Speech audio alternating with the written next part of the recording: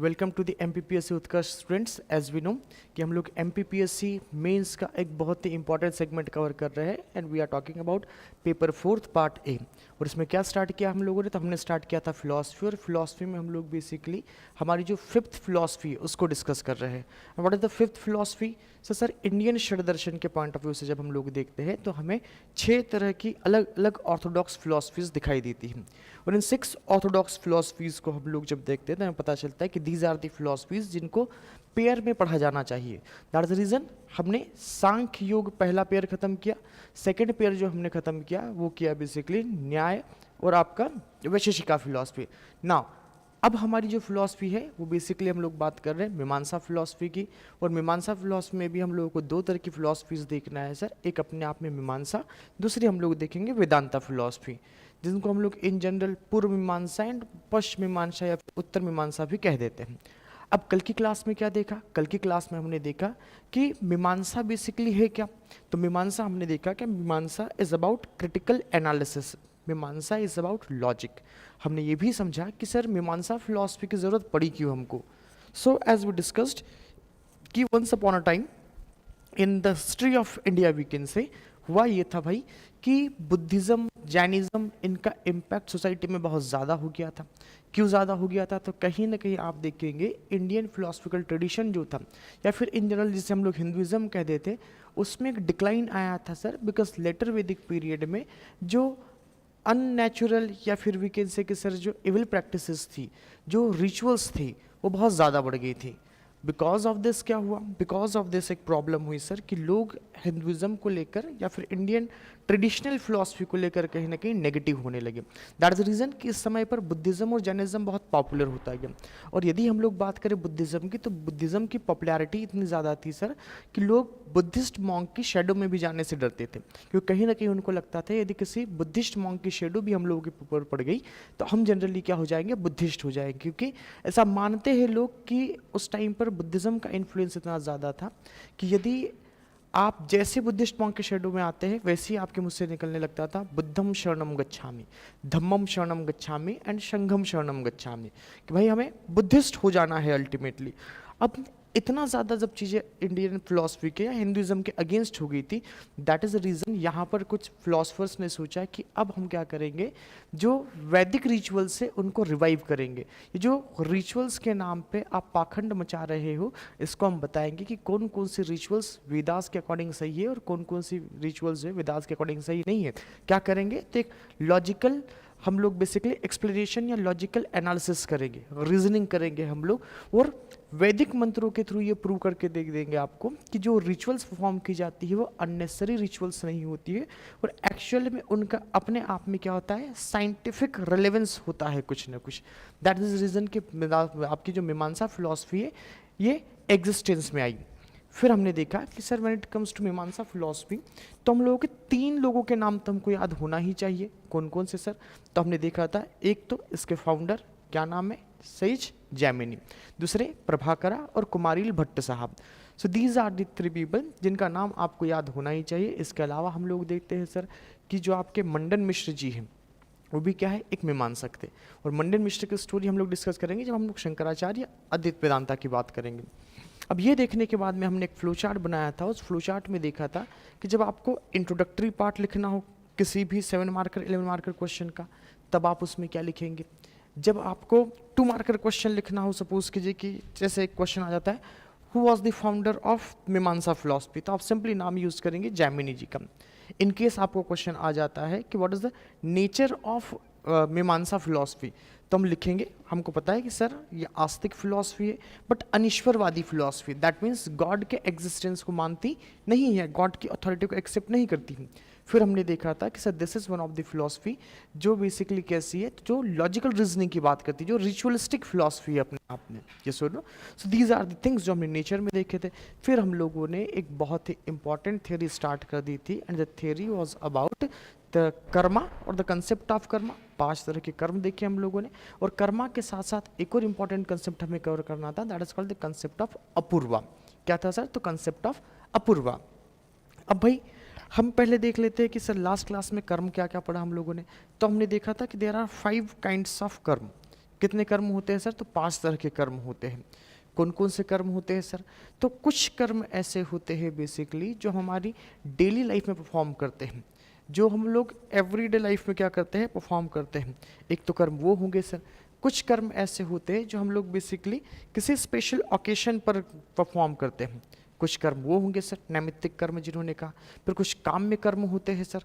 अब काम्य कर्म कैसे? तो ऐसे कर्म जो हम तब परफॉर्म करते हैं जब हम कोई फ्रूट चाहते हैं। For example, if someone is performing यज्ञ, कोई यदि यज्ञ परफॉर्म कर रहा है for the purpose of rainfall, तो आप क्या चाहते हैं? आप यज्ञ परफॉर्म कर, दैट मीन्स आप एक कर्म परफॉर्म कर रहे हैं। क्यों कर रहे हैं भाई? कि बारिश हो जाए। तो फ्रूट्स की इच्छा से जब कर्म परफॉर्म करते हैं वो भी एक तरह का कर्म होता है जिसे काम्य कर्म कहा जाता है। फिर हमने देखा था कि वहाँ पर निषिद्ध कर्मों की भी बात होती है sir. Nishiddha karmas are the karmas basically जिनको प्रोहिबिट कहा किया गया है वेदास में। जैसे कि भाई हिंसा प्रोहिबिट किया गया है, अस्तेय, अपरिग्रह, ये सारी चीज़ें ऐसी है जिनको प्रोहिबिट किया गया है वेदास में। दैट इज द रीज़न इन्हें क्या कहा जाता है? इन्हें कहा जाता है निषिद्ध कर्म।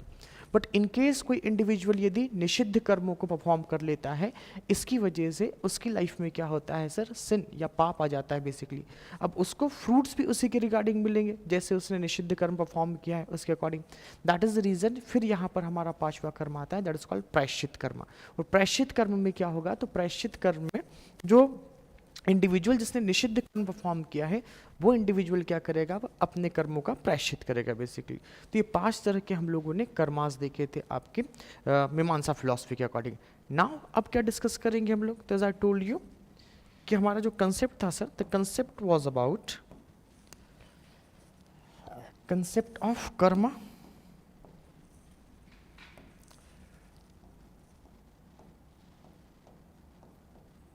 concept of karma and Apurva. अब कर्मा के कंसेप्ट को हम प्रीवियस क्लास में कवर कर चुके हैं, दैट इज द रीजन अब हम लोग यहाँ पर सिर्फ किसकी बात करेंगे sir? Here will discuss about the concept of Apurva. अब किसकी बात करना है आपको? अपूर्वा की बात करना है।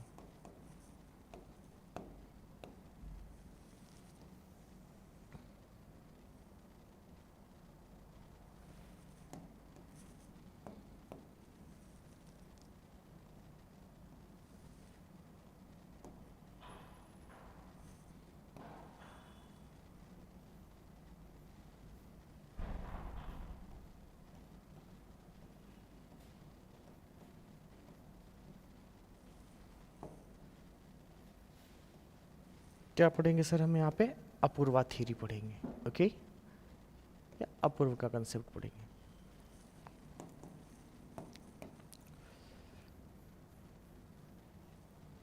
Now let's first understand the concept of Apurva कि सर अपूर्वा का मतलब क्या होता है। देखिए यदि इसको हम लोग सिंपली यदि इसका एटिमोलॉजिकल मीनिंग देखें या इसका शाब्दिक अर्थ देखने की कोशिश करें तो इस शब्द को जब आप देखते हैं तभी आपको समझ में आ जाएगा कि बेसिकली यहाँ पर हम लोग किसी ऐसी चीज़ की बात कर रहे हैं जिसका पहले से एग्जिस्टेंस नहीं था। इसका यदि सिंपली आप देखेंगे तो ये लिखा हुआ है सर अपूर्वा, पूर्व अपूर्व। ये सुनो, पूर्व मतलब जो पहले से एग्जिस्ट कर रहा है, अपूर्व मतलब जो पहले से एग्जिस्ट नहीं कर रहा है। ये सुनो, तो सिंपली यही फिलॉसफी इसकी कि भाई हम यहाँ पर ये देखते हैं कि बेसिकली कुछ कर्म जो होते हैं हमारे या कर्म जो होते हैं बेसिकली कर्मास कैसे होते हैं सर? अपूर्व होते हैं। दैट्स अबाउट कर्मा थ्योरी या Apurva theory of karma. And what is Apurva theory of karma? What is Apurva theory of karma? So Apurva theory of karma is basically about the karma, the deeds जो पहले exist नहीं करते थे, जो अपने आप में क्या होते हैं? यूनिक होते हैं। अब भाई कोई कर्म है पहले एग्जिस्ट नहीं करता था, अपने आप में यूनिक है। समझिए इस चीज़ को थोड़ा सा। जैसे सपोज कीजिए कोई एक ह्यूमन बीइंग है और वो ह्यूमन बीइंग क्या करता है? वो ह्यूमन बीइंग कई तरह के कर्मा परफॉर्म करता है। और जब वो कर्मा परफॉर्म करता है तो ऑब्वियस सी बात है वो कर्म अपने आप में क्या है? एक नया क्रिएशन है। वो अपने आप में क्या है सर? एक नया क्रिएशन है।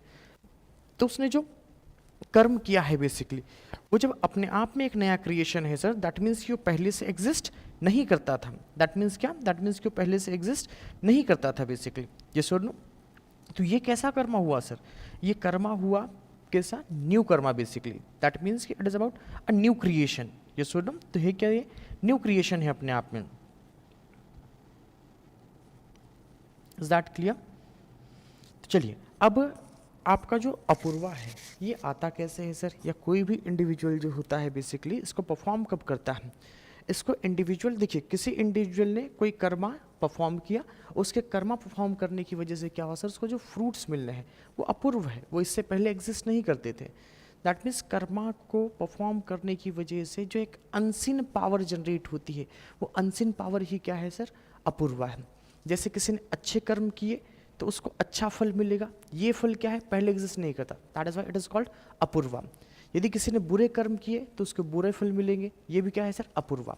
ना यहाँ पर जो बेसिकली आपकी मीमांसा फिलॉसफी है ये मानती है कि ये जो अपूर्वा है ये उत्पन्न होती है यज्ञ से। जब आप कर्म परफॉर्म करेंगे, जब आप अच्छे कर्म परफॉर्म करेंगे तब अपूर्वा की सिचुएशन उत्पन्न होती है। और ये जो अनसीन पावर जनरेट होती है आपकी, वही अनसीन पावर क्या करेगी, आफ्टर डेथ जब आपकी सोल इस वर्ल्ड को छोड़कर चली जाएगी, आफ्टर डेथ आपका क्या होगा इस चीज़ को डिसाइड करेगी।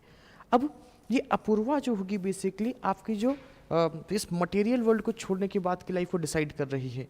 ये अपूर्वा क्या करेगी बेसिकली, ये अपूर्वा डिसाइड करेगी कि आपकी सोल लिबरेट होगी कि नहीं होगी, आप जो होगे बेसिकली वो मोक्ष अटेन करोगे कि नहीं करोगे। सो है क्या सर, एक बार थोड़ा सा समझिए कि इस कंसेप्ट को लिखेंगे कैसे। वैसे है बहुत easy concept. In case suppose कीजिए आपको क्वेश्चन आ जाता है, what is the theory of Apurva in Mimamsa philosophy, तो हम पहली लाइन तो क्या लिखेंगे, तो हम पहली लाइन लिखेंगे it is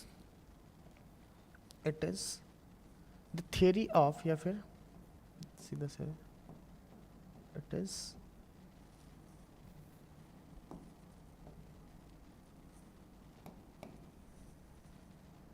an important, directly an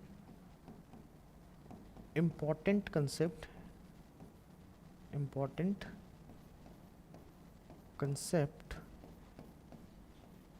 in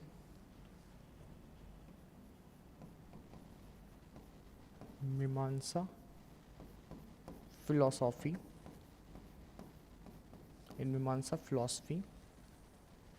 that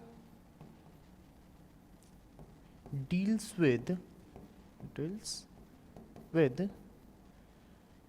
distribution of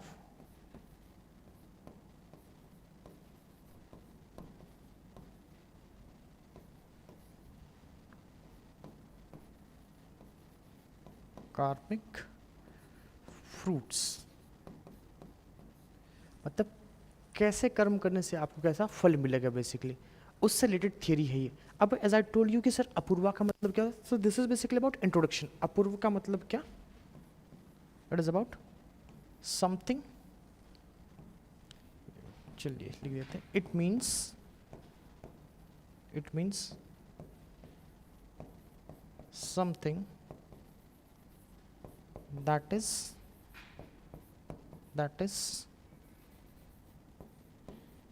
unseen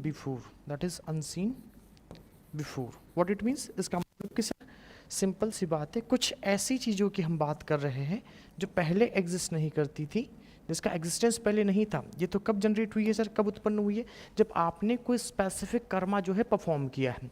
तो Apurva means, what is Apurva, तो Apurva means something that is unseen before, जो पहले से एग्जिस्ट नहीं करता था। ये अपने आप में क्या होता है सर, यूनिक होता है। दैट मीन्स कि इसके जैसा दूसरा आपको कभी कहीं पर कोई नहीं मिलेगा, क्योंकि कर्म करने के बाद उसके फलों की बात करते हैं, पहले से फल जो है वो डिसाइड नहीं होते हैं। यदि आपने अच्छे कर्म किए हैं तो फल अच्छा मिलेगा, यदि आपने बुरे कर्म किए हैं तो फल कैसा मिलना है, आपको बुरा मिलना है। दैट इज वाई यहाँ पर लिखा जा रहा है कि unseen before, it is something, या Apurva is something that is about unseen before, जो कि पहले से एग्जिस्ट नहीं करता था बेसिकली, सुनो, या पहले से जिसको देखा नहीं गया। इसका एक और मतलब क्या होता है सर, इसका एक और मतलब होता है यूनिक, जो कि एक नया क्रिएशन है जो बाद में जनरेट हुआ है। Is that clear? अब है क्या सर, थोड़ा सा और इसको हम लोग एलेबोरेट करेंगे। इट इज अबाउट कि क्या लिखेंगे भाई, तो दूसरी लाइन में मैं लिखूंगा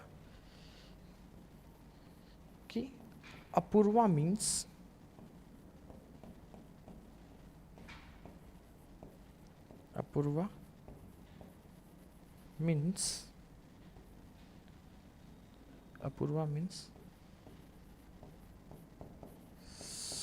something that is produced apurva means something that is produced after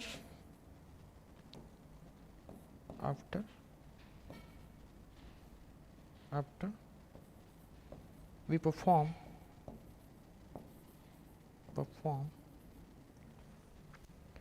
deeds in this world,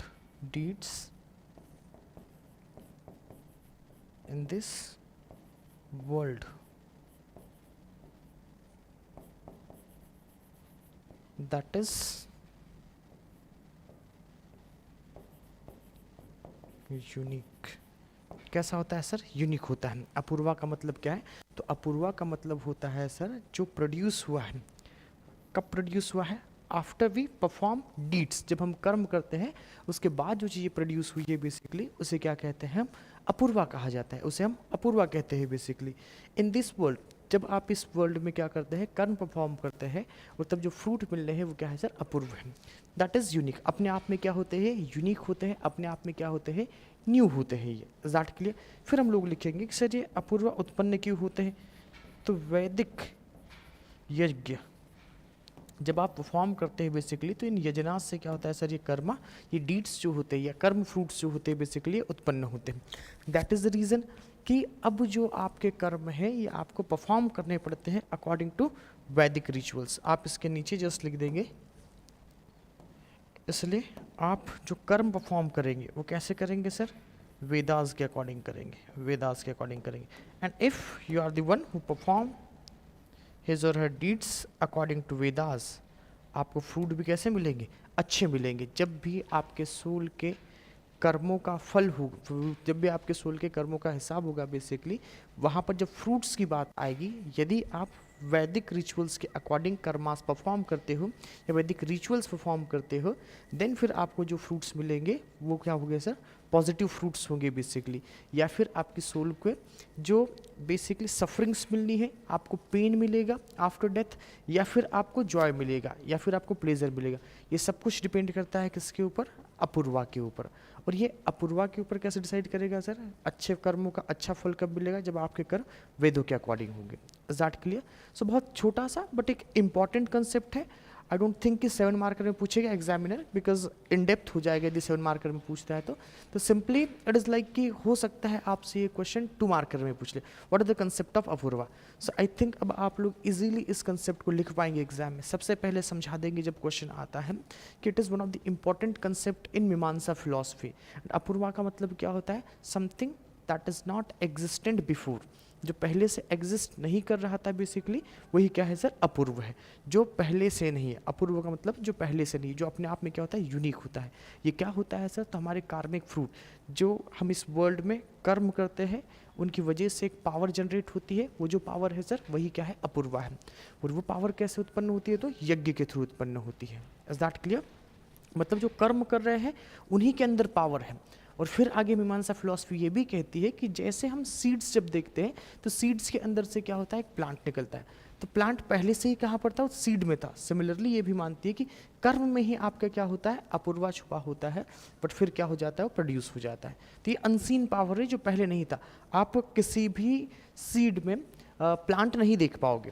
ये सुनो, वो क्या है? एक सर नया क्रिएशन है। दैट इज वाई अपूर्वा भी क्या होता है? एक नया क्रिएशन होता है, that is not seen before basically. Clear है? जिसको आपने पहले नहीं देखा है। नाउ इसके बाद में क्या करेंगे सर? हम इसके बाद में अब हम बात करेंगे one of the important concept in आपका मीमांसा philosophy. What is the important concept in Mimamsa philosophy? तो भाई हम बात करेंगे सर थियरी ऑफ नॉलेज की। थियरी ऑफ नॉलेज की बात करेंगे।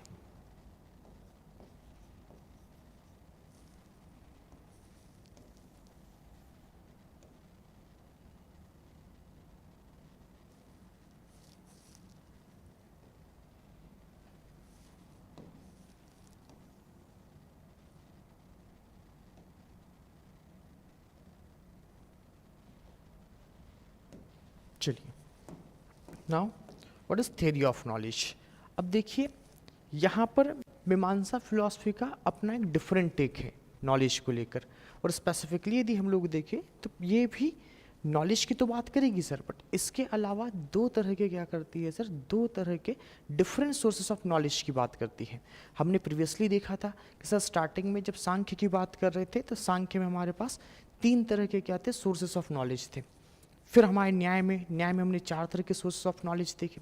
फिर हमने विशेषिका की बात करी सर, विशेषिका में दो तरह के सोर्स ऑफ नॉलेज की बात करी। But this is one of the philosophy, चाहे वो वेदांता फिलॉसफी हो, मीमांसा का ही एक पार्ट वेदांता है, चाहे वो वेदांता फिलॉसफी हो, चाहे फिर आपका वो उत्तर मीमांसा फिलॉसफी हो, माफ कीजिएगा पूर्व मीमांसा फिलॉसफी। दोनों ही फिलॉसफीज क्या है सर, तो दोनों ही फिलॉसफीज बेसिकली बात करती है छह तरह के वैलिड सोर्सेस ऑफ नॉलेज की। और ये छह तरह के सोर्सेज कौन कौन से होते हैं हम देखेंगे one by one. And these are the sources जो कंपैरेटिवली ज़्यादा इंपॉर्टेंट है, किसी भी चीज़ से इंपॉर्टेंट ज़्यादा क्या है यहाँ पर, तो सोर्सेज ऑफ नॉलेज इंपॉर्टेंट है sir. Is that clear? Now अब बात करेंगे फिर इसके बाद हम लोग दो इंपॉर्टेंट चीज़ों की, जो कि again they are also the part of epistemology, Mimamsa epistemology. कौन कौन सर? ख्यातिवाद, अख्यातिवाद, और एक आध और कंसेप्ट समझ लेंगे, दैट इज अबाउट विपरीत ख्यातिवाद। सो कई तरह के कंसेप्ट्स हैं जो आपके मीमांसा एपिस्टेमोलॉजी से रिलेटेड है। अब चलिए वन बाय वन देखते हैं what is knowledge in Mimamsa philosophy. तो सिंपली आप समझिएगा,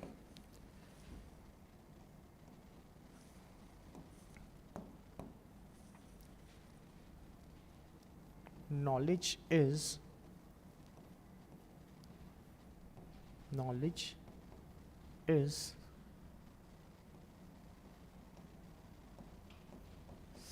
something new about the object and is not contradictory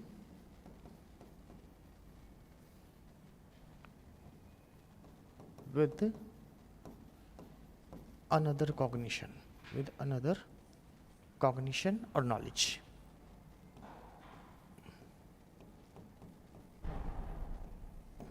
अब यहाँ पर ध्यान समझिएगा, हमने जस्ट देखा कि सर मीमांसा फिलॉसफी में नॉलेज क्या है। So when it comes to Mimamsa philosophy, in Mimamsa philosophy knowledge is about something new. Knowledge क्या होता है सर? किसी भी ऑब्जेक्ट के रिगार्डिंग जब हम कुछ नया सीखते समझते हैं, दैट इज कॉल्ड नॉलेज। और ये जो नॉलेज होता है, ये नॉलेज कैसा होना चाहिए सर? ये नॉलेज कॉन्ट्राडिक्टरी नहीं होना चाहिए।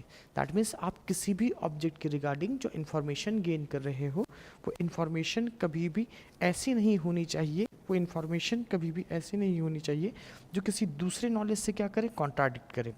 यदि आपका नॉलेज बेसिकली किसी दूसरे नॉलेज से कॉन्ट्राडिक्टरी कर रहा है, फिर वो वैलिड नॉलेज नहीं है, फिर वो राइट नॉलेज नहीं है। बेसिकली क्या नहीं है सर? वो राइट नॉलेज नहीं है। Is that clear? तो नॉलेज हमेशा कैसा होना चाहिए? नॉलेज हमेशा ऐसा होना चाहिए सर जो किसी भी दूसरे कंसेप्ट ऑफ नॉलेज से, जो कभी भी किसी भी दूसरे नॉलेज से बेसिकली क्या ना करे भाई, कंट्राडिक्ट ना करे। बेसिकली उसमें दोनों में कॉन्ट्राडिक्शन होना नहीं चाहिए बेसिकली। ये सुनो, so it is simply about the new information about the object. ये सुनो, it is about simply about new या something new information, we can say new information about an object that is not contradictory. यदि आप किसी भी object के साथ में, जैसे सपोज कीजिए अभी तक हमको नहीं पता था कि भाई जब तक न्यूटन ने ग्रेविटी का लॉ नहीं ये किया था, बेसिकली इस्टेब्लिश किया था, तब तक हमको नहीं पता था कि भाई चीज़ें ऊपर से नीचे ही क्यों गिरती है। नहीं पता था हम लोगों को जनरली। फिर हमको बाद में नॉलेज हुआ कि सब कुछ अर्थ जो है अपनी तरफ अट्रैक्ट करती है because of its gravitational force. So it is the kind of knowledge जो क्या है सर, एक नई इन्फॉर्मेशन मिली हमको समझ में आया कि भाई क्यों हर एक चीज़ नीचे ही फॉल करती है, नीचे ही गिरती है। और हमको क्या समझ में आया, because of gravitational force of earth, कि अर्थ की ग्रेविटी क्या करती है, हर एक वस्तु को अपनी तरफ अट्रैक्ट करती है। एक नई इन्फॉर्मेशन थी जो इसमें एज सच कोई कॉन्ट्राडिक्शंस नहीं थे। और यदि ये कॉन्ट्राडिक्शंस नहीं है तो फिर आपकी मीमांसा फिलॉसफी मानती है कि this is called right knowledge, this is called valid cognition. अब इसके बाद में यदि आप देखेंगे तो फिर यहाँ पर वही सारे के सारे टाइप्स ऑफ नॉलेज आ जाते हैं जो हम लोगों ने प्रीवियसली न्याय फिलॉसफी में देखे थे।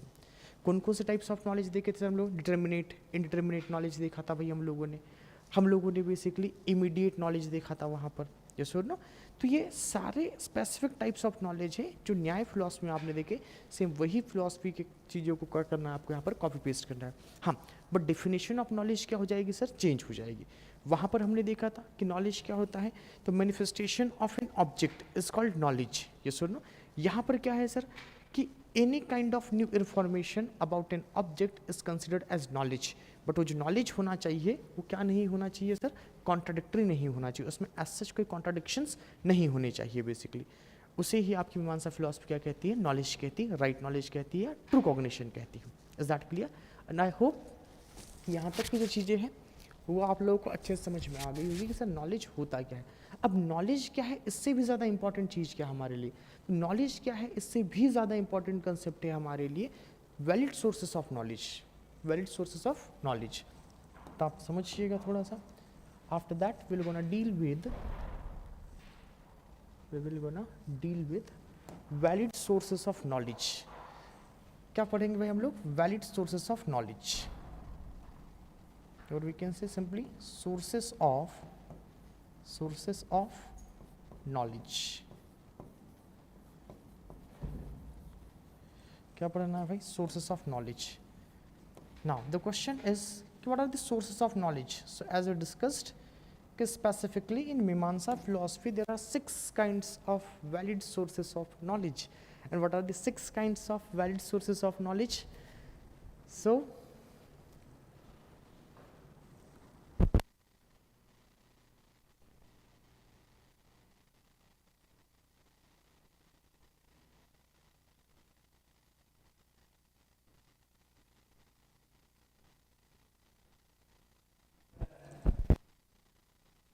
चलिए, सो एज वी डिस्कस्ड कि व्हेन इट कम्स टू मीमांसा फिलोसफी हम 6 तरह के सोर्सेस ऑफ नॉलेज की क्या करते हैं सर, चर्चा करते हैं। What are the 6 sources of knowledge? अब यहाँ पर देखिएगा, यहाँ पर जो 6 इंपॉर्टेंट सोर्सेस ऑफ नॉलेज की हम लोग बात करेंगे उसमें से 4 तो ऐसे हैं सर जिनको हमने प्रीवियसली कवर किया हुआ है। कौन कौन से 4 हैं भाई, तो उन पर टाइम वेस्ट नहीं करेंगे, ओके।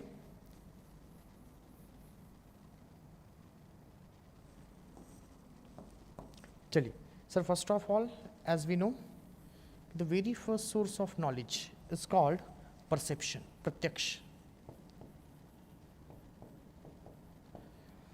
परसेप्शन का मतलब क्या होता है sir, the contact of sensory organs with the object, the contact of sensory organs with the object. जब हमारे sensory organs eyes, ears, nose, skin, tongue ये क्या करते हैं सर, किसी भी ऑब्जेक्ट के साथ में कॉन्टैक्ट करते हैं, दैट इज द रीज़न हमें नॉलेज जो होता है उस नॉलेज को क्या कहा जाता है, परसेप्टरी नॉलेज, या फिर उसे क्या कहा जाता है सर, परसेप्शन, जिसे हम हिंदी में कहते हैं, संस्कृत में कहते हैं प्रत्यक्ष प्रमाण basically. So one of the valid source of knowledge is perception, प्रत्यक्ष प्रमाण। क्या होता है sir, so it is about the contact between the object and our sensory organs. Perception के बाद में क्या देखते हैं भाई, the second kind of important source of knowledge is inference. क्या है वैलिड सोर्स ऑफ नॉलेज, तो इन्फ्रेंस है। Third kind of valid source of knowledge क्या होगा सर, इन्फ्रेंस के बाद में आता है भाई कंपैरिजन। ये भी हमने देखा है प्रीवियसली। इन्फ्रेंस इज अबाउट अनुमान, इन्फ्रेंस इज अबाउट अनुमान, कि आपने क्या किया, आपने बेसिकली अनुमान लगा है किसी ऑब्जेक्ट के बारे में, कि एक ऑब्जेक्ट का आपने परसेप्शन किया, उसके बेसिस पर आपने दूसरा नॉलेज गेन कर लिया। एक एग्जाम्पल के थ्रू हमने समझा था, व्हेन क्लाउड्स आर डार्क, तो हम समझ जाते हैं कि अब क्या होने वाली है, बारिश होने वाली। तो आपको कैसे पता चल गया बारिश होने वाली है, आपको कैसे कॉग्निशन हुआ बेसिकली कि बारिश होने वाली है, जब आपने देखा कि clouds are getting darker. Clouds क्या है सर, बहुत डार्क हो रहे हैं, बहुत डेंस हो रहे हैं, दैट इज द रीज़न क्या होगी, बारिश होगी। या फिर एक और एग्जाम्पल के थ्रू समझिए इस चीज़ को, हमने ये भी देखा था कि हम सिंपली कहते हैं कि जहाँ जहाँ धुआं होता है वहाँ वहाँ क्या होती है, आग होती है बेसिकली। तो ऑब्वियस सी बात है, आपने धुएं को या स्मोक को देखकर फायर का क्या कर लिया सर, कॉग्निशन कर लिया है। वो भी one of the valid source of knowledge होता है, दैट इज कॉल्ड इन्फ्रेंस या फिर अनुमान प्रमाण। नेक्स्ट इज अबाउट कंपैरिजन, एक ऑब्जेक्ट को दूसरे ऑब्जेक्ट से कंपेयर करके जो नॉलेज गेन करते हैं। फॉर एग्जाम्पल कोई इंडिविजुअल फॉरेस्ट जाना चाहता है, जैसे आपने डिसाइड किया कि सर इस बार होली की छुट्टियों में एक काम करते हैं हम लोग, जो अभी अभी नया टाइगर रिजर्व बना है, माधव टाइगर रिजर्व घूमने चलते हैं। बोला ठीक है भाई। और आप में से कोई स्टूडेंट है जो बोलता है सर मैंने आज तक शेर नहीं देखा है, I don't know about tiger, कि टाइगर होता कैसा है बेसिकली। मैंने उससे कहा कि देखो भाई, शेर एज सच कोई बहुत वो जानवर नहीं है, आपने सिंपली कैट देखी होगी, कैट जैसा ही कुछ कुछ शेर दिखता है, बट सिंपली कैट का साइज आप बड़ा कर दीजिए, ये सोचो, तो वो क्या हो जाता है, आपका टाइगर हो जाता है। अब जब आप फॉरेस्ट में जाओगे और आपको, या फिर आप जंगल सफारी में गए, वहाँ पर आपने जैसे टाइगर देखा, आप टाइगर को किससे कंपेयर करोगे, आप टाइगर को कंपेयर करोगे उस कैट से। तो उस कैट को कंपेयर किया आपने टाइगर से, और आपने रिकग्नाइज कर लिया कि yes this is the tiger, ये सुनो। तो टाइगर का कॉग्निशन कब हुआ, जब आपने उसको कैट से क्या किया है, कंपेयर किया है। That is again one of the weld source of knowledge. क्या बोलते हैं सर उसको, हम कंपेरिजन बोलते हैं। Is that clear now? अब और सोर्सेस की बात करेंगे सर हम। What is the another source of valid knowledge, ये बताएं सर। Verbal testimony.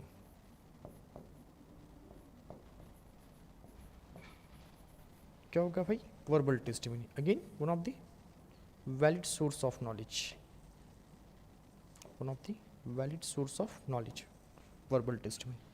इसके बाद में क्या होता है, so these are the two kinds of valid sources of knowledge, जो यहाँ पर इस पर्टिकुलर पर्सपेक्टिव से क्या है, इंपॉर्टेंट है, मीमांसा के पर्सपेक्टिव से। Why they are important, because these are the sources of knowledge जो हम लोगों ने प्रीवियस फिलोसफी में कवर नहीं किए हैं। दैट इज द रीजन हमारा जो फोकस होगा बेसिकली लास्ट के 2 सोर्सेज पर होगा, हम इनिशियल 4 सोर्सेज को बहुत ज़्यादा डिस्कस नहीं करेंगे। ओके, सो पहला क्या होता है sir, so the very first is called Arthapatti, या फिर इसको हम सीधा इंग्लिश में लिख देते हैं, दैट इज कॉल्ड पोस्टुलेशन। इसे क्या कहा जाता है sir, this is known as अर्थपति।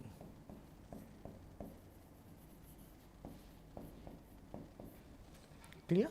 The second one is Anupalabdhi. Anupalabdhi, माफ कीजिएगा, इसे हम लिखेंगे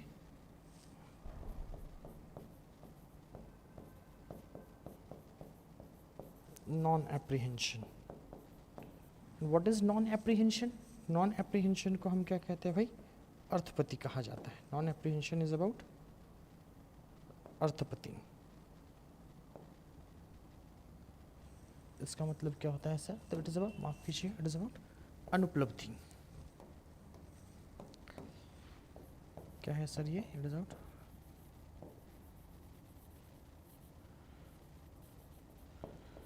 अनुपलब्धि। Is that clear? So these are the valid sources of knowledge in terms of मीमांसा philosophy। कौन कौन से valid sources of knowledge है भाई, तो एक बार फिर से देखिएगा। The very first valid source of knowledge in मीमांसा philosophy is perception। The second one is called inference। Third one is called, तीसरा क्या है तो verbal testimony। The fourth one is called comparison। The next one, अब यहाँ से नए क्या हो जाएगी सर, sources हमारे start हो जाते हैं। चलिए पहले इनको सर्कल में रख लिया जाए।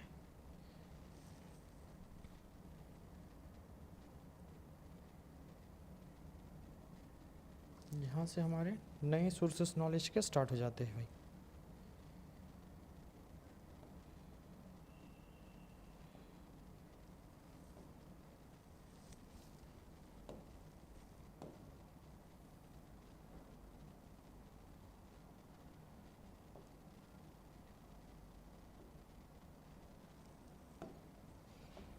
Then we'll deal with postulation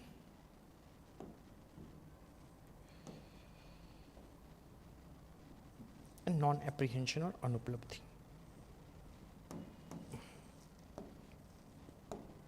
These are the important sources because नए हैं। एंड आई डोंट थिंक कि आप लोगों में से कोई भी ऐसा स्टूडेंट होगा जिन्होंने हमारी प्रीवियस क्लासेस देखी है, उनको इन 4 तरह के सोर्सेस ऑफ वैलिड नॉलेज में कोई भी कंफ्यूजन होगा। Is that clear? That is the reason we are not going to discuss about all the things. So चलिए, अब आगे बढ़ने से पहले एक बहुत ही इंपॉर्टेंट इन्फॉर्मेशन आपके लिए, and the information is about a test series. What is the test series? तो भाई उत्कर्ष जो है इस बार होली हंगामा ऑफर के लिए तहत आपके लिए क्या लेके आया है, आपके लिए एक बहुत ही शानदार ऑफर लेके आया है। और ये ऑफर क्या है basically? So the offer is about a test series that is called Shabdankan test series. Hindi English medium दोनों में है सर। साथ ही साथ आपको क्या मिल रहा है सर, 9 से 12 मार्च तक की यदि आप इनरोल करते हैं तो आपको मिलेगा छूट इस पे। और देखिए टेस्ट सीरीज की प्राइस देख लीजिए, 2000 रुपये में सिर्फ आपको टेस्ट सीरीज मिलने वाली है। तो चलिए आगे देखिए, हम लोग आगे क्या देखेंगे sir. So now let's discuss about the source of knowledge.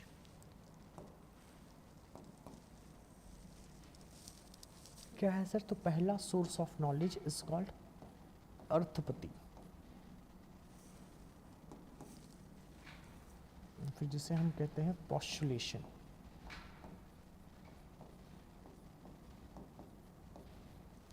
What postulation means? Postulation means अर्थपति।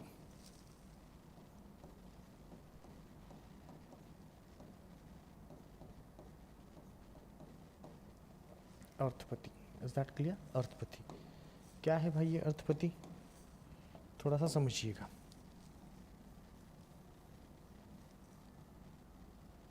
चलिए अब इन केस आपको 2 मार्कर क्वेश्चन आता है कि एक्सप्लेन, वैसे तो 6 मार्कर क्वेश्चन या माफ कीजिएगा 7 मार्कर क्वेश्चन या 11 मार्कर क्वेश्चन कभी भी अर्थपति से नहीं आएगा आपको इन जनरल इन केस यहाँ से कोई क्वेश्चन आता है तो कितना आएगा सर, 2 मार्कर क्वेश्चन। और स्पेसिफिक सोर्स के रिगार्डिंग आया तो क्या लिखेंगे आप, अर्थपति। दैट मीन्स अर्थपति से क्वेश्चन आएगा आपको। अब आप क्या लिखेंगे, सिंपली यदि एग्जामिनर ने मेंशन किया हुआ है व्हाट इज अर्थपति या फिर सिर्फ अर्थपति लिखा हुआ है 2 मार्कर पॉइंट ऑफ व्यू से, तो हम क्या लिखेंगे, हम पहली लाइन लिखेंगे this is one of the important source of valid knowledge accepted by Mimamsa philosophy. ये सोच दो कि सर क्या है, एक वैलिड सोर्स ऑफ नॉलेज है जिसको किसने एक्सेप्ट किया है, मीमांसा फिलॉसफी ने। तो हम क्या लिखेंगे भाई, फर्स्ट पॉइंट होना चाहिए हमारा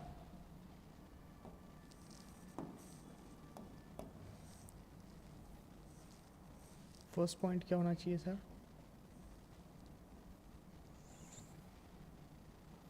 वैलिड या फिर सोर्स ऑफ वैलिड नॉलेज और cognition, source of valid knowledge और cognition accepted by Mimamsa philosophy. किसने एक्सेप्ट किया है भाई इसको, तो मीमांसा फिलॉसफी ने एक्सेप्ट किया है। सो क्या है सर ये, one of the valid source of knowledge accepted by Mimamsa philosophy, और we can say one of the valid source of knowledge in Mimamsa philosophy. Mimamsa philosophy में क्या है सर, ये one of the valid source of knowledge है। अब as we know कि this is considered as one of the valid source of, थोड़ा सा समझिए व्हाट इट मीन्स, इसका मतलब क्या होगा। तब जब आप इस शब्द को देखेंगे, अब देखिए यहाँ पर एक बात समझनी पड़ेगी आपको, और हमने कई बार हमारी क्लास में डिस्कस भी किया है। When it comes to English translation में हमेशा गलतियाँ होगी, हमेशा गड़बड़ होगी।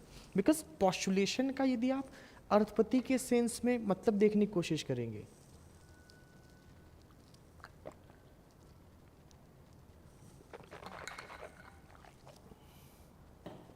तो आप कभी भी उसके एक्चुअल मीनिंग को समझ ही नहीं पाएंगे। आपको कभी ये समझ ही नहीं आएगा कि यहाँ पर हो क्या रहा है, या फिर यहाँ पर बेसिकली जो फिलोसफर है, जो सोर्स है, वो कहना क्या चाहता है। दैट इज़ वाई आपको कभी भी, जब भी आप आपके ट्रेडिशनल फिलोसफीज पढ़ते हैं, या फिर जब आप क्षर दर्शन पढ़ते हैं स्पेशली, या फिर जब आपके जैनिज्म है, बुद्धिज्म है, चारवाका फिलोसफी, तब आपको संस्कृत वर्ड पर ही रिलाय करना पड़ेगा। तो जस्ट लुक एट अर्थपति। जब आप इस वर्ड को देख रहे हैं तो हम सिंपली देखेंगे सर, मैं दूसरी लाइन क्या लिखूंगा, it is the combination of 2 words. एक का मतलब है अर्थ, एक क्या है सर, अर्थ प्लस पॉस्टुलेशन या फिर आपत्ति। क्लियर है। अब इनका मतलब क्या होता है भाई, सिंपली अर्थ का मतलब क्या होता है सर, फैक्ट और cognition. It means fact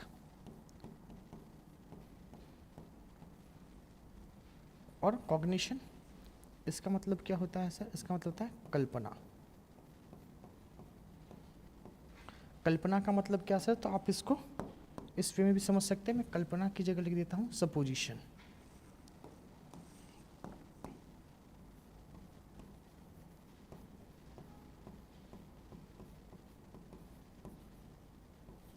supposition. जब हम सपोज करें, बेसिकली दो चीज़ें हैं यहाँ पर, और दो चीज़ें क्या है सर, एक है अर्थ, दूसरा है आपत्ति। अब अर्थ का मतलब क्या होता है, तो अर्थ इज अबाउट कॉग्निशन और fact, apatti is about we can say supposition. So ये होता क्या है सर, सो अर्थपति। अब इसके हम क्या लिख लेते हैं, डेफिनेशन लिख लेते हैं, व्हाट इज अर्थपति। देखो, तो आप 2 मार्क का एक डेफिनेशन होता ये है बेसिकली इसमें कि सर दो ऑब्जेक्ट्स के बीच में या दो फैक्ट्स के बीच में जब कॉन्ट्राडिक्शंस एमर्ज होते हैं तो हम एक किसी थर्ड फैक्ट का क्या लगा लेते हैं, अनुमान लगा लेते हैं और कॉन्ट्राडिक्शन को रिजॉल्व कर लेते हैं। And resolving the contradiction between two facts is called Arthapatti. क्या कहा जाता है इसको सर, अर्थपति कहा जाता है। जब दो फैक्ट्स के बीच में जो कॉन्ट्राडिक्शंस एमर्ज हो रहे हैं बेसिकली, उन कॉन्ट्राडिक्शंस को आप रिजॉल्व कर लेते हैं बाय सपोजिशन, कुछ सोच के, सपोज करके या फिर कल्पना करके। That kalpana is called Arthapatti. वो कल्पना करना ही क्या कहलाता है सर, अर्थपति कहलाता है। फॉर एग्जाम्पल इफ आई से कि मैंने, जैसे मान लीजिए स्टूडेंट का नाम ले लेते हैं हम लोग, कोई भी स्टूडेंट सपोज कीजिए XYZ, एक्स कभी पढ़ता नहीं है बट फिर भी हमेशा, या फिर एक्स को मैंने कभी दिन में पढ़ते हुए नहीं देखा, ये सुनो, एक्स पढ़ते हुए नहीं देखा, फिर भी हर बार वो फिल्म्स निकाल लेता है। How is this possible? There is a contradiction between the first sentence that is about कि he is not studying, वो दिन में स्टडी नहीं कर रहा है, but still he is clearing all the prelims examinations. How is it possible? कोई दिन में पढ़ नहीं रहा है या कोई पढ़ नहीं रहा है तो एग्जाम कैसे क्रैक कर सकता है? तो फिर आपने क्या किया, आपने एक अनुमान लगाया, आपने सपोज कर लिया कि sir it may be possible कि वो रात में पढ़ता होगा, तभी तो क्या हो गया, उसका एग्जाम निकल रहा है। से जो सपोज किया है आपने, वो सपोजिशन जो है बेसिकली किसी फैक्ट का कॉग्निशन सपोज कर लेना ही क्या है, अर्थपति है।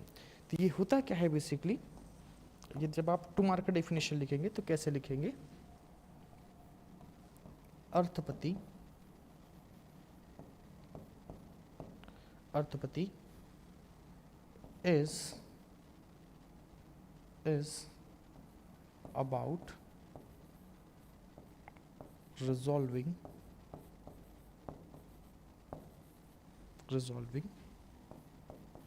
the conflict or contradiction, or the conflict or contradiction between two facts,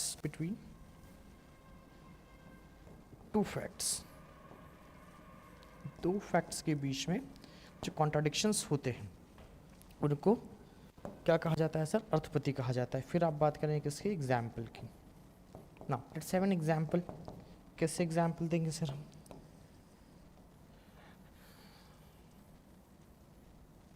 तो एक सिंपल एग्जाम्पल तो हमने क्या लिया कि someone is not studying in a day but still he is cracking all the examinations. How is it possible, contradiction है sir दोनों sentences में। इसके अलावा एक और एग्जाम्पल के थ्रू समझिए। सपोज कीजिए कि एक कोई इंडिविजुअल है जिसको आपने कभी खाना खाते देखा ही नहीं है दिन में, ये सुनो, कभी आपने दिन में खाना खाते देखा ही नहीं है, but still he is fat, भाई मोटा है बंदा। तो आप क्या समझोगे, आप एक अर्थ निकालोगे उस चीज़ का। आप क्या करोगे, बेसिकली कल्पना करोगे कि sir it may be possible कि वो जो बंदा है वो क्या करता हो, रात में खाना खाता हो।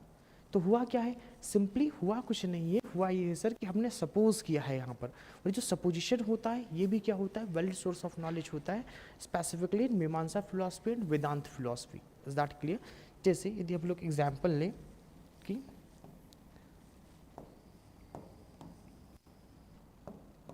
राम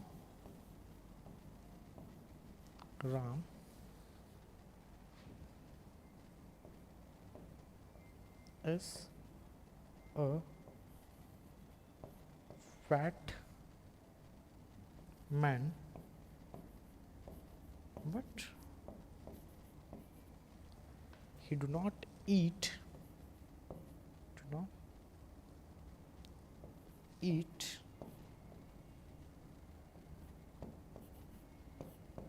in the day या in डे टाइम। चलो भाई, इन डे टाइम एक एग्जाम्पल ले लिया हम लोगों ने। What is the example, the example is about कि राम कोई ह्यूमन बीइंग है सर, राम क्या है, राम कोई नॉर्मल ह्यूमन बीइंग है and Ram is fat, Ram कैसा है सर, फैट है। But the problem is sir उसका फैट होना प्रॉब्लम नहीं है, द थिंग इज कि वो दिन में खाना ही नहीं खाता है, वो फास्टिंग पर रहता है हमेशा। अब कोई बंदा फास्टिंग यदि कर रहा है, कोई बंदा यदि दिन में खाना ही नहीं खा रहा है, तो फिर वो कैसे फैट हो सकता है? अपने आप में क्या है सर, कॉन्ट्राडिक्शन है। जैसे सुनो, जैसे यहाँ पर दो सेंटेंसेस है हमारे पास में, यहाँ पर हमारे पास में कितने सेंटेंसेस है, हियर वी हैव 2 सेंटेंसेस।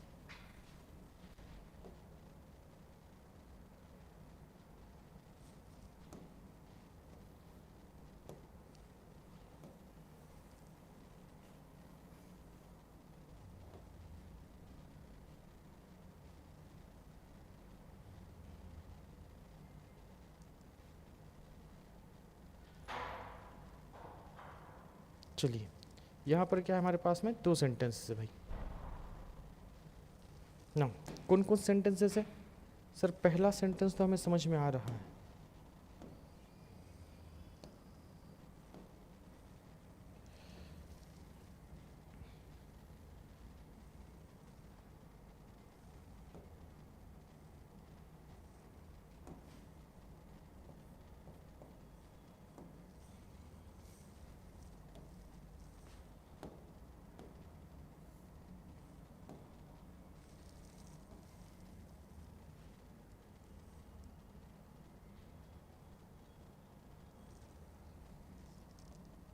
यहाँ पर अपने शॉर्टकट में मीमांसा लिख दिया, आप मीमांसा फिलॉसफी करके इसको कंप्लीट कर लीजिएगा। सर पहली चीज़ तो मुझे इजीली समझ में आ गई। What is the thing sir, यहाँ पर एक सेंटेंस है मेरे पास में, सेंटेंस इज कि Ram is a human, this is the very first sentence, Ram is a human, ये तो समझ में आ गया भाई, this is the very first sentence. And fat, मोटा भी है। दूसरा क्या सेंटेंस है भाई, ही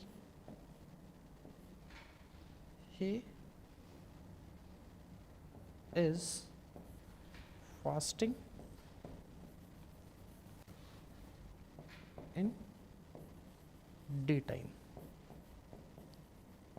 दोनों के बीच में क्या हुआ सर, दोनों के बीच में होंगे कॉन्ट्राडिक्शन। दीज आर 2 सेंटेंसेस, इन दोनों सेंटेंसेस के बीच में क्या है सर, इन दोनों सेंटेंसेस के बीच में क्या है, कॉन्ट्राडिक्शन। दोनों सेंटेंसेस के बीच में क्या है भाई, कॉन्ट्राडिक्शंस। कि कोई बंदा फैट है तो ये कैसे पॉसिबल है कि वो बिना खाना खाए भी फैट हो सकता है? Is not possible.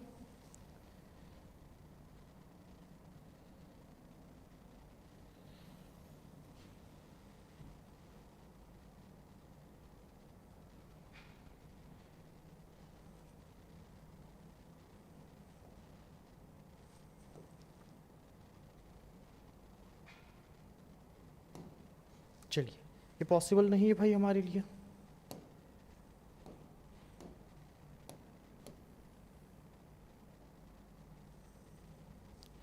तो फिर इस कॉन्ट्राडिक्शन को रिजॉल्व करने के लिए हम क्या यूज करेंगे सर, हम यूज करेंगे अर्थपति। अर्थपति, अर्थापत्ति, ठीक है। और ये जो अर्थपति है बेसिकली ये क्या है, सपोजिशन। सो हम सपोज कर लेंगे इन कॉन्ट्राडिक्शन को रिजॉल्व करने के लिए कि he must be eating at night, जैसे ना कि वो सर दिन में खाना नहीं खा रहा है, that's not the problem, the thing is कि वो रात में खाना खा लेता है। अब रात में खाना खाते हुए आपने उसको देखा नहीं है, बट आपने क्या कर लिया, आपने एक तरीके से इस चीज़ को सपोज कर लिया, कल्पना कर ली बेसिकली कि वो रात में खाना खा रहा होगा। यहाँ पर ध्यान रखिएगा, इट इज़ नॉट अबाउट अनुमान प्रमाण। सर वहाँ पर भी तो हम कल्पना करते हैं, बट वहाँ पर किसी एक ऑब्जेक्ट का क्या होता है, हमको कॉग्निशन होता है। यहाँ पर एज सच उसने खाना खाया नहीं खाया इसका कभी कोई कॉग्निशन नहीं हुआ है हमको, बट फिर भी हमने सपोज कर लिया, हमने कल्पना कर ली, हमने अजम्पशंस लगा लिए कि इट मस्ट बी पॉसिबल कि वो क्या करता होगा सर, रात में खाना खाता होगा। ये क्या है, अर्थपति। जैसे सपोज कीजिए कोई इंसान जो है बेसिकली बहुत गंदा, बहुत बुरा इंसान है, सपोज कीजिए बहुत बुरा इंसान है, फिर भी उसकी लाइफ में एज सच कोई प्रॉब्लम नहीं है। ये सुनो, फिर भी उसकी लाइफ में एज सच कोई प्रॉब्लम नहीं है, तो भाई सीधी सी बात है, कोई इंसान यदि सर बुरा है, कोई इंसान यदि सर उसके कोई भी कर्म ऐसे नहीं है जो अच्छे हैं, सो ऑब्वियस सी बात है उसकी लाइफ में प्रॉब्लम्स होनी चाहिए, ये सुनो। या फिर मैं बहुत अच्छा इंसान हूँ बट फिर भी किसी की लाइफ में प्रॉब्लम है बहुत ज़्यादा, तो हम क्या बोल देते हैं जनरली, पिछले जन्म के कर्म का फल भुगत रहा है। अब पिछले जन्म में किसी ने क्या कर्म किए हैं, we don't know about that, but simply हमने क्या कर लिया, सिंपली हमने वो सपोज कर लिया कि यदि आज के डेट में कोई बंदा बहुत अच्छा है फिर भी उसकी लाइफ में प्रॉब्लम्स बहुत ज़्यादा है, इसका सीधा सा मतलब है कि उसके पिछले जन्म के कर्म क्या होंगे, खराब होंगे। इसका मतलब इन द सेंस हम क्या कर लेते हैं, सपोज कर लेते हैं।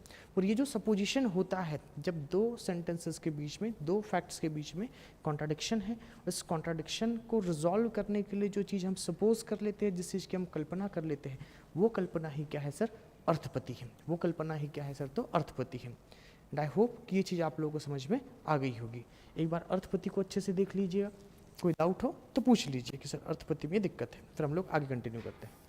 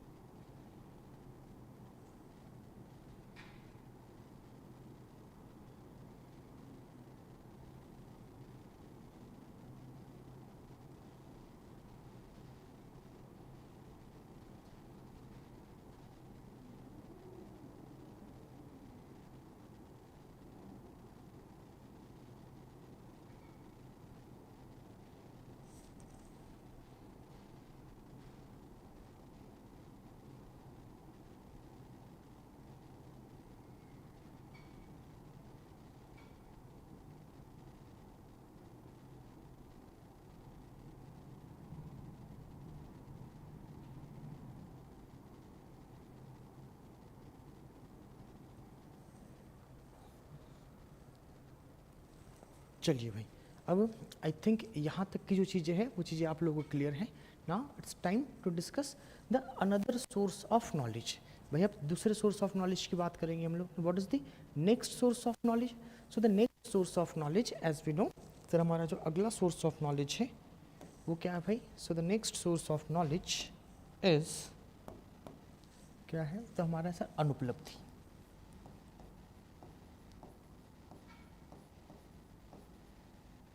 क्या है सर? अनुपलब्धि, जिसको हमने क्या बोला था? Non apprehension. Non apprehension, non apprehension, non apprehension, non apprehension. Is that clear? It is about non apprehension.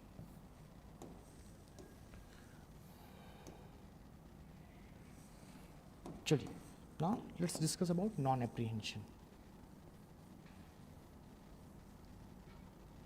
चलिए कि भाई ये नॉन एप्रीहेंशन बेसिकली है क्या? What is non apprehension? So just try to understand non apprehension क्या होता है sir. It is about we can say perceiving the object that is not existing. That means कोई ऑब्जेक्ट यदि suppose कीजिए किसी particular time और place पे exist नहीं करता है, बट फिर भी यदि आप उसका कॉग्निशन कर पा रहे हैं, तो उसे क्या कहा जाता है? उसे कहा जाता है अनुपलब्धि बेसिकली। अगेन अनु का मतलब क्या होगा? अनु का मतलब फैक्ट, कॉग्निशन, नॉलेज। उपलब्धि का मतलब क्या? उपलब्धि का मतलब ऐसा फैक्ट या ऐसा कॉग्निशन जो एग्जिस्ट नहीं कर रहा है। फॉर एग्जाम्पल मेरे सामने एक टेबल है and there is no bottle on table. Yes or no? There is no bottle on table, but इसका मतलब ये नहीं है ना कि इस टेबल पर कभी बॉटल थी ही नहीं, या फिर दुनिया में कहीं पर टेबल पर बॉटल रखी ही नहीं हुई। तो मैं जब बोल रहा हूँ there is no bottle on table, इसका ये मतलब नहीं है कि बॉटल कभी टेबल पर नहीं हो सकती। बॉटल कभी टेबल पर रही होगी, बॉटल कहीं भी किसी भी लोकेशन पर हो सकता है कि उस टेबल पर रखी हो बेसिकली। ये सुनो, तो कंपैरेटिवली देखोगे आप तो ये one of the easy source है। ये सुनो, इसलिए बहुत ज़्यादा लोड लेने की जरूरत नहीं है। एज वी नो कि सर हम सबसे पहले तो लिखेंगे, सबसे पहला जो पॉइंट होगा हमारा, वो पॉइंट क्या होगा भाई? सो हमारा फर्स्ट पॉइंट होगा source of valid cognition, source of valid cognition for मीमांसकाज। मीमांसकाज का मतलब क्या है पर? मीमांसा philosophers. Okay, it is about मीमांसा फिलोसफर्स।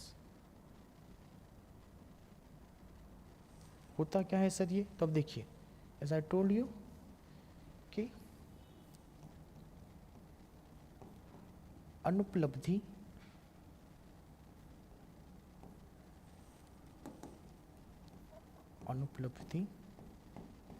is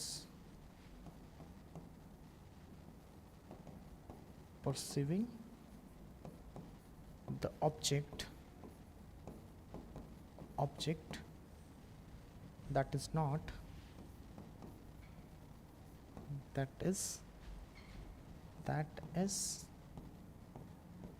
non existing। देखिए अगेन मैंने आपको बार बार समझाया है कि हम लोग बार बार वर्ड यूज करें, that is non existing. It is not about no existence, it is about non existence. What is the difference between non existence and no existence? When it comes to non existence, इसका मतलब ये है sir कि कोई चीज़ exist तो कर रही है, कोई चीज़ एग्जिस्ट तो कर रही है बेसिकली, बट सर वो अभी हमारे सामने नहीं है, जिसकी वजह से हम उसको परसीव नहीं कर सकते।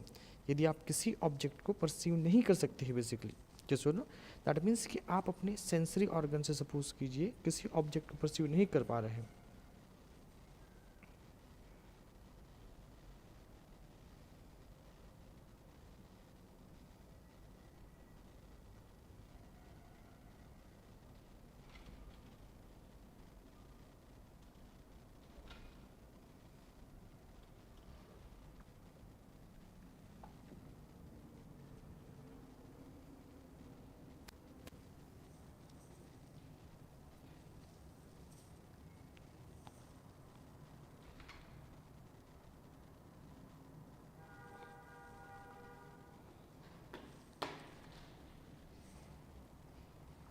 चलिए माफ़ कीजिएगा, थोड़ा सा दिक्कत थी। तो हमने क्या देखा? Sir it is about अनुपलब्धि is about perceiving the object that is non existing. मतलब कोई ऑब्जेक्ट यदि किसी पर्टिकुलर प्लेस और टाइम पर कहीं पर एग्जिस्ट नहीं कर रहा है, इट डजेंट मीन कि वो ऑब्जेक्ट एग्जिस्ट ही नहीं करता है। इट मीन्स कि वो ऑब्जेक्ट एग्जिस्ट तो कर रहा है, बट अभी इस पर्टिकुलर टाइम और प्लेस पे हम उसको क्या नहीं कर पा रहे हैं? परसीव नहीं कर पा रहे बेसिकली। फॉर एग्जाम्पल, यदि हम लोग एक एग्जाम्पल के पॉइंट ऑफ व्यू से समझने की कोशिश कर ले, तो एग्जाम्पल लिखेंगे,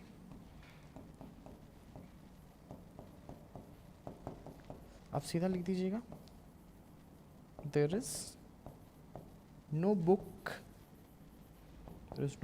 on table. There is no book on table. Sir table पर एज सच कोई बुक नहीं है, बट इट डजेंट मीन कि टेबल पर कभी कोई बुक थी ही नहीं।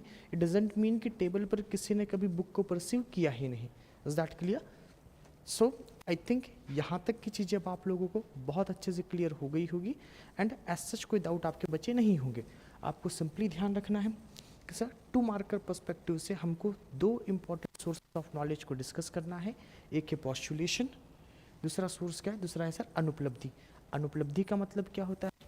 Perceiving the non existent object, जो ऑब्जेक्ट एग्जिस्ट नहीं करता है उसको परसीव करना सर अनुपलब्धि नाम है बेसिकली। ओके, थोड़ा सा हो सकता है कॉम्प्लिकेटेड लगे, बट लोड नहीं लेना है आपको। 2 मार्कर पॉइंट ऑफ व्यू से प्रिपेयर करना है, तो आप एज इट इज़ जैसा लिखा है ऐसा ही क्या कर दीजिए, एग्जाम में छाप दीजिएगा, तो आपको एज इट इज़ मार्क्स मिल जाएंगे बेसिकली।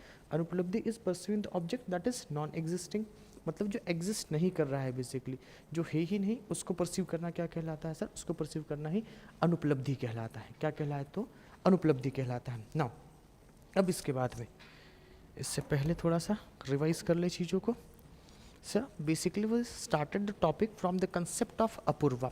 एंड अपूर्वा का मतलब क्या होता है? अपूर्वा का मतलब होता है यूनिक। कोई ऑब्जेक्ट है, कोई चीज़ है जो यूनिक है अपने आप में। तो यदि कोई ऑब्जेक्ट यूनिक है और वो ऑब्जेक्ट यूनिक क्या है, अपूर्व इन द सेंस जो पहले से एग्जिस्ट नहीं करता था, वैसे अनसीन बिफोर, जो पहले से नहीं था, जिसको पहले कभी देखा नहीं गया, वो यूनिक है। और क्या है सर, तो फ्रूट्स होते हैं हमारे कर्मों के। ये फ्रूट्स क्या है, इनमें पावर होती है सर, इज दैट क्लियर। तो पावर ही अनसीन पावर है बेसिकली।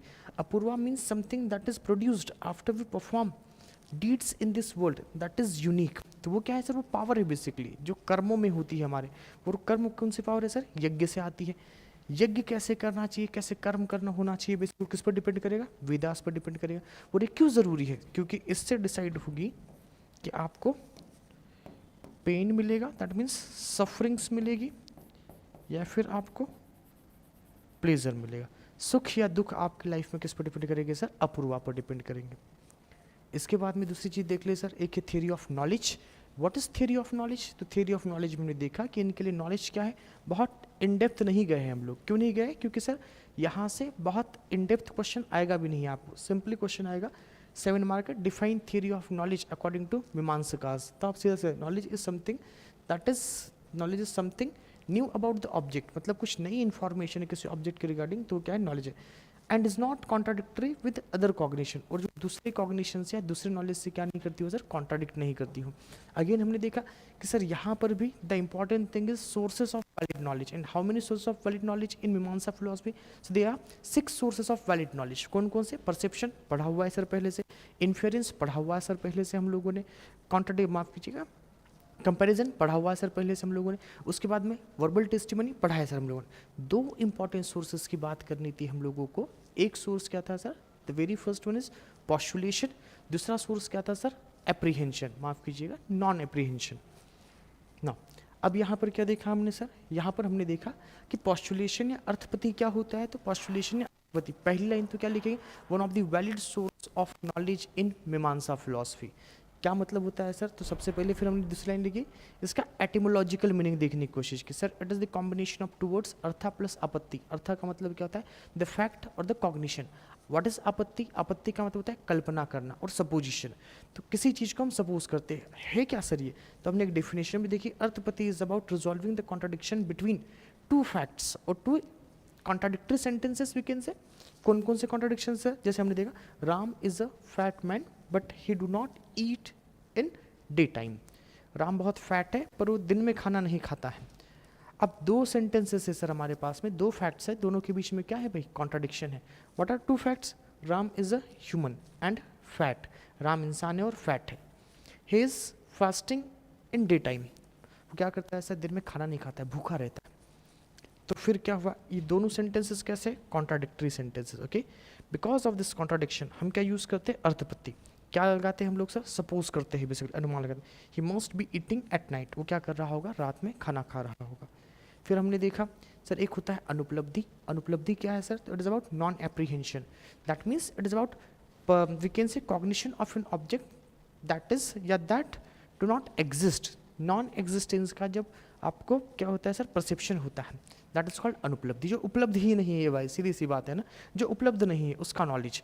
जैसे टेबल पर बॉटल नहीं है, this there is no book or bottle on table, कि भाई टेबल पर बुक है ना तो टेबल पर बॉटल है। अब टेबल पर बुक या बॉटल नहीं है, इसका मतलब ये क्या है सर, किसी स्पेसिफिक टाइम और प्लेस की बात करते हैं हम लोग। सर अभी मेरे सामने नहीं है, इसका मतलब ये नहीं है कि टेबल पर कभी भी बॉटल नहीं थी, टेबल पर कभी भी बुक नहीं थी, ऐसा नहीं है।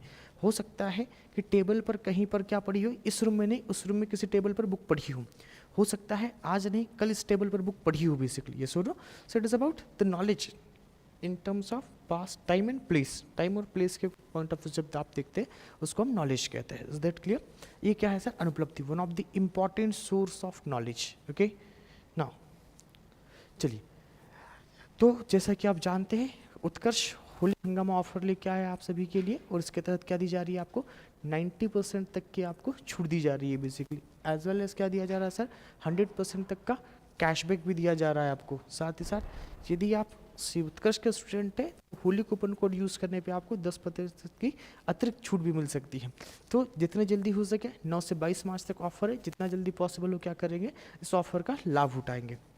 ना चलिए, आई होप कि ये दो इंपॉर्टेंट कंसेप्ट्स आपको समझ में आ गए होंगे। यदि क्लास समझ में आ रही है, यदि सब कुछ आपको लग रहा है, एक कॉन्फिडेंस बिल्ड हो रहा है कि नहीं सर अब एग्जाम में क्वेश्चन आ जाए तो हम लिख लेंगे आंसर, तो कोशिश कीजिए कि इन क्लास को आप दूसरों के साथ भी शेयर करें और शेयर करने के साथ साथ क्लास को लाइक भी करते रहें, जिससे कि इन फ्यूचर भी हम लोग फिर मोटिवेट होते रहे कि चलिए और भी बच्चों के लिए कुछ लेके जाना है। Is that clear? तो चलिए बहुत बहुत धन्यवाद आप सभी लोगों का। कल की क्लास में करते हैं मुलाकात। Thank you so much.